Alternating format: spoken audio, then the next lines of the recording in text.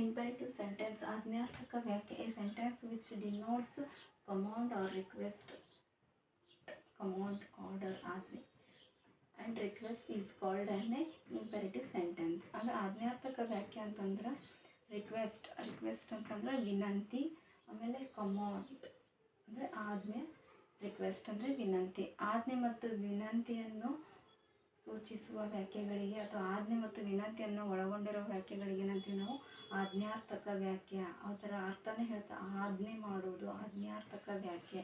ಆ ಶಬ್ದದಲ್ಲಿ ಅದರ ಅರ್ಥವನ್ನು ಒಳಗೊಂಡಿದೆ. A sentence which denotes command R request is called on A imperative sentence. Imperative sentence ಅಂತಂದ್ರೆ ಆಜ್ಞಾರ್ಥಕ ವ್ಯಾಖ್ಯೆ. ಆಜ್ಞೆ ಮತ್ತು ರಿಕ್ವೆಸ್ಟ್ ವಿನಂತಿ ಒಳಗೊಂಡಿರುವ ವ್ಯಾಖ್ಯಕ್ಕೆ ಏನಂತೀವಿ ಆಜ್ಞಾರ್ಥಕ ವ್ಯಾಖ್ಯೆ ಅಂತ ಕರಿತೀವಿ. For example, get out. Second one, shut your mouth. Don't talk.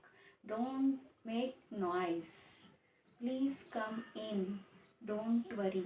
ಇವೆಲ್ಲ ಏನಪ್ಪ ಅಂತಂದ್ರೆ ಆಜ್ಞಾರ್ಥಕ ವ್ಯಾಖ್ಯಕ್ಕೆ ಎಕ್ಸಾಂಪಲ್. ಇನ್ನು ನೆಕ್ಸ್ಟ್ ಏನಪ್ಪ ಅಂತಂದ್ರೆ ಕೆಲವೊಂದು ನೋಟ್ಸ್ ಅದಾವ. ಅದ್ರೊಳಗೆ ಏನು ನೋಟ್ಸ್ ಅದ ಅಂತಂದ್ರೆ imperative sentence always end with a full stop, either with either. Imperative sentence always end an exclamatory sign. ಉದ್ಗಾರವಾಚಕ ಚಿಹ್ನೆಯನ್ನು ಹೊಂದಿರುತ್ತದೆ. ಉದ್ಗಾರವಾಚಕ ಚಿಹ್ನೆ ಮತ್ತು ಫುಲ್ ಸ್ಟಾಪ್ ಪೂರ್ಣ ವಿರಾಮವನ್ನು ಒಳಗೊಂಡಿರುತ್ತದೆ. ಇನ್ನು ನೆಕ್ಸ್ಟ್ ಆಜ್ಞಾರ್ಥಕ ವ್ಯಾಖ್ಯೆಯು ಸದಾ ಏನಾಗಿರುತ್ತದೆ, ಪೂರ್ಣ ವಿರಾಮ ಆಶ್ಚರ್ಯ ಸೂಚಕ ಚಿಹ್ನೆಯಿಂದ ಅಂತ್ಯಗೊಂಡಿರುತ್ತದೆ. ಯಾವಾಗಲೂ ಪೂರ್ಣ ವಿರಾಮರೇ ಹೊಂದಿರ್ತದೆ, ಇಲ್ಲ ಅಂದರೆ ಆಜ್ಞಾರ್ಥಕ ಸೂಚಕ ವ್ಯಾಖ್ಯದ ಚಿಹ್ನೆಯರೇ ಹೊಂದಿರ್ತದೆ. ಆಶ್ಚರ್ಯ ಸೂಚಕ ಚಿಹ್ನೆ, ಉದ್ಗಾರವಾಚಕ ಚಿಹ್ನೆ ಅಂತ ಕರಿತೀವಿ. ಇನ್ನು ವಾಕ್ಯದಲ್ಲಿ ಕರ್ತು ಬಳಸಲೇಬಾರದು. ಈ ಒಂದು ವ್ಯಾಖ್ಯೆ ಯಾವುದಂದ್ರೆ ಇಂಪೆರೇಟಿವ್ ಸೆಂಟೆನ್ಸ್ ಮಾಡುವಾಗ, ಆಜ್ಞಾರ್ಥಕ ವ್ಯಾಖ್ಯೆ ರಚನೆ ಮಾಡುವಾಗ ವಾಕ್ಯದಲ್ಲಿ ಕರ್ತು ಬಳಸಲೇಬಾರದು. ಕಾರಣ ಇಷ್ಟೇ, ಇಲ್ಲಿ ನೀನು ಮತ್ತು ನೀವು ಎಂಬ ಕರ್ತು ಇದೆ ಎಂದು ಅರ್ಥವನ್ನು ಮಾಡಿಕೊಳ್ಳಬೇಕು. ಅಲ್ಲಿ ನೀವು ಅಥವಾ ನೀನು ಅಂದರೆ ಅದು ಕರ್ತು ಆಗಿರುತ್ತದೆ. ಇನ್ನು ಸ್ಪೆಸಿಫಿಕ್ ಆಗಿ ಕರ್ತು ಬಳಸಲಾಗುವುದಿಲ್ಲ. ಕಾರಣ ಅಲ್ಲಿ ನೀನು ಮತ್ತು ನೀವು ಎಂಬ ಕರ್ತು ಇದೆ, ಅದೇ ಅಂತ ಎಂದು ಅರ್ಥ ಮಾಡಿಕೊಳ್ಳಬೇಕು. ಇನ್ನು ಆಜ್ಞಾರ್ಥಕ ವ್ಯಾಖ್ಯೆಯು ಸರಳ ವರ್ತಮಾನ ಕಾಲದಲ್ಲಿರುತ್ತದೆ. ಸಿಂಪಲ್ ಪ್ರೆಸೆಂಟ್ ಟೆನ್ಸ್ನಲ್ಲಿ ಇರುತ್ತದೆ. ಅದಕ್ಕಾಗಿ ನಾವು ನಕಾರಾತ್ಮಕ ವ್ಯಾಖ್ಯೆ ಬದಲಿಸುವಾಗ ಡು ಎಂಬ ಅಕ್ಷರವನ್ನು ಬಳಸಬೇಕು. ಆಜ್ಞಾರ್ಥಕ ವ್ಯಾಖ್ಯೆಯು ಸರಳ ವರ್ತಮಾನ ಕಾಲದಲ್ಲಿಯೇ ಇರುತ್ತದೆ. ನಾವು ಅವಾಗ ಏನು ಮಾಡಬೇಕಂದ್ರೆ ನಕಾರಾತ್ಮಕಕ್ಕೆ ಪರಿವರ್ತಿಸುವಾಗ ಡು ಎಂಬ ಅಕ್ಷರವನ್ನು ಅಥವಾ ಪದವನ್ನು ಬಳಸಲಾಗುತ್ತದೆ. ಅಲ್ಲಿ ನೆಕ್ಸ್ಟ್ ಏನಪ್ಪ ಅಂತಂದ್ರೆ ಎಕ್ಸ್ಕ್ಲಾಮೇಟರಿ ಸೆಂಟೆನ್ಸ್, ಆಶ್ಚರ್ಯ ಸೂಚಕ ವ್ಯಾಖ್ಯ.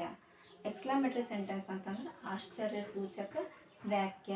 A sentence which express sudden feeling is called an exclamatory sentence.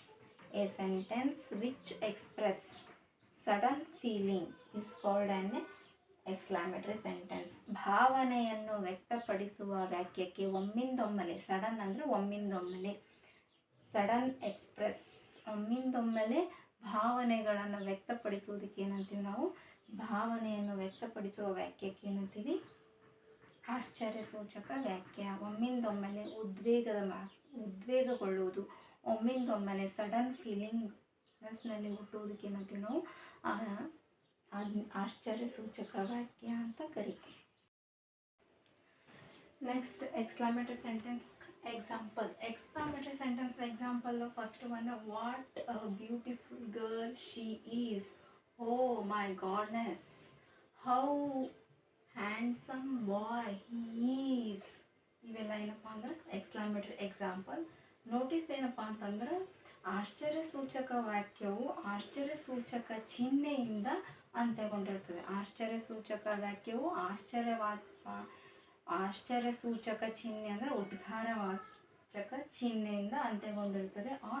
ಆಶ್ಚರ್ಯ ಸೂಚಕ ಪದ OH, ಆಶ್ಚರ್ಯ ಸೂಚಕ ಪದ OH ಓ ಅನ್ನೋ ಒಂದು ಅಕ್ಷರದಿಂದ ಆ ವಾಕ್ಯದಲ್ಲಿ ಹೊಂದಿರುತ್ತದೆ.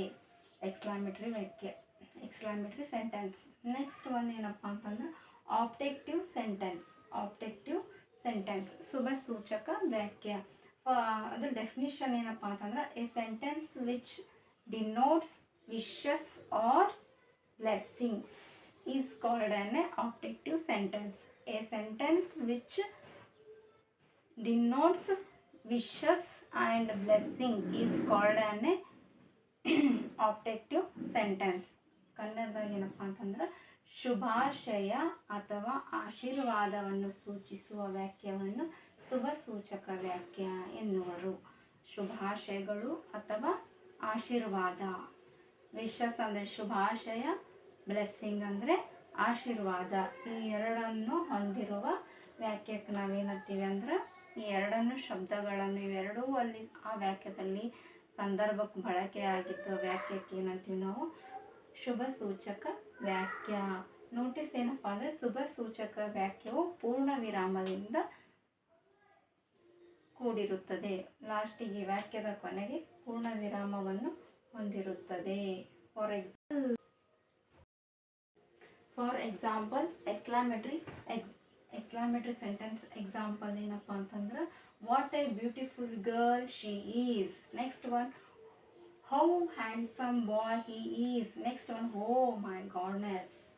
ಇಷ್ಟು ಎಕ್ಸ್ಕ್ಲಾಮೇಟರಿ ಸೆಂಟೆನ್ಸ್ ಎಕ್ಸಾಂಪಲ್ ಆಯಿತು. ಇನ್ನು ನೆಕ್ಸ್ಟ್ ನೋಟಿಸ್ ಏನಪ್ಪ ಆಶ್ಚರ್ಯ ಸೂಚಕ ವಾಕ್ಯವು ಆಶ್ಚರ್ಯ ಸೂಚಕ ಚಿಹ್ನೆಯನ್ನು ಉದ್ಗಾರವಾಚಕ ಚಿಹ್ನೆಯನ್ನು ಅಂತ್ಯಗೊಂಡಿರುತ್ತದೆ ಅಥವಾ ಆಶ್ಚರ್ಯ ಸೂಚಕ ಪದ ಯಾವುದಪ್ಪ ಅಂದ್ರೆ OH. ಆಶ್ಚರ್ಯ ಸೂಚಕ ಪದ OH ಪದವನ್ನು ಹೊಂದಿರಬೇಕು. ಇನ್ನು ನೆಕ್ಸ್ಟ್ ಏನಪ್ಪ ಅಂದ್ರೆ ಆಬ್ಜೆಕ್ಟಿವ್ ಸೆಂಟೆನ್ಸ್ ಶುಭ ಸೂಚಕ ವಾಕ್ಯ.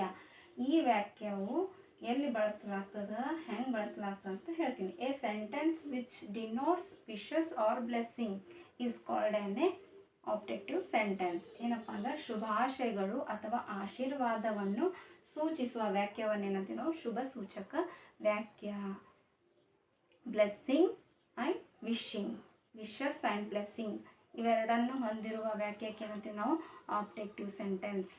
ಏನಪ್ಪ ಅಂತಂದ್ರೆ ವಿಶ್ ಮೀನ್ಸ್ ಶುಭಾಶಯ ಕೋರುವುದು ಮತ್ತು ಬ್ಲೆಸ್ಸಿಂಗ್ ಆಶೀರ್ವಾದ ಮಾಡುವ ವಾಕ್ಯಕ್ಕೆ ಏನಂತೀವಿ ನಾವು ಶುಭ ಸೂಚಕ ವಾಕ್ಯ.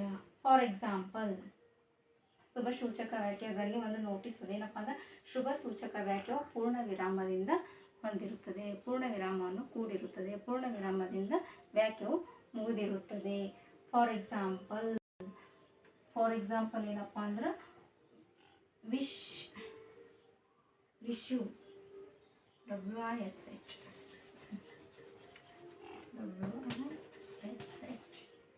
wish you all the best. May God bless you. Be happy always. Happy birthday to you ಅಥವಾ wish you happy birthday to you. ಇವೇನಪ್ಪ ಅಂದರೆ ಬ್ಲೆಸ್ಸಿಂಗ್ ಆಯಿತು, ಆಮೇಲೆ ವಿಶಿಂಗ್ ಎರಡೂ ಸೇರಿದ ಆಬ್ಜೆಕ್ಟಿವ್ ಸೆಂಟೆನ್ಸ್ ಆಗಿರುತ್ತದೆ. ಇಷ್ಟು ಇವತ್ತಿನ ಕ್ಲಾಸ್ ಕೊನೆಗೊಳಿಸಲಾಗಿದೆ. ಪ್ಲೀಸ್ ಸಬ್ಸ್ಕ್ರೈಬ್ ಮಾಡಿ, ಲೈಕ್ ಮಾಡಿ, ಕಮೆಂಟ್ ಮಾಡಿ, ಶೇರ್ ಮಾಡಿ, ನನ್ನೆಲ್ಲ ವೀಡಿಯೋಸ್ಗಳನ್ನು ವಾಚಪ್ ಮಾಡಿ. ಪ್ಲೀಸ್ ಸಬ್ಸ್ಕ್ರೈಬ್ ಮಾಡಿ. ಧನ್ಯವಾದಗಳು.